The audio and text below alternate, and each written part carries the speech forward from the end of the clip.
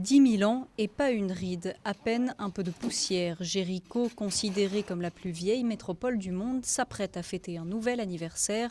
Et dans la vieille ville, on s'affaire pour préparer l'événement. Pour l'occasion, un nouveau musée devrait ouvrir ses portes et l'un des trésors archéologiques de la ville sera même présenté. Nous sommes en train de mettre à jour la plus grande mosaïque de sol du Moyen-Orient pour la présenter lors de l'anniversaire de la ville. Principal atout touristique de la Cisjordanie avec Bethléem, Jéricho accueille près d'1 million de visiteurs par an. Pour les touristes, c'est un lieu religieux cité plus de 50 fois dans la Bible, mais aussi un site archéologique imposant où certains monuments datent du néolithique. Un héritage dont les habitants sont très fiers. 10 000 ans, c'est quelque chose qui distingue notre ville par rapport aux autres.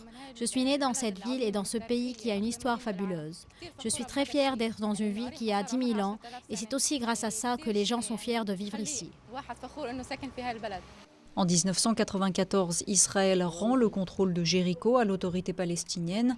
Et malgré les incertitudes des pourparlers de paix, le but avoué de l'administration est de faire de la ville une vitrine du tourisme en Cisjordanie. Nous lançons une campagne qui a pour but de promouvoir la Palestine comme destination touristique et Jéricho sera la porte d'entrée de ce tourisme.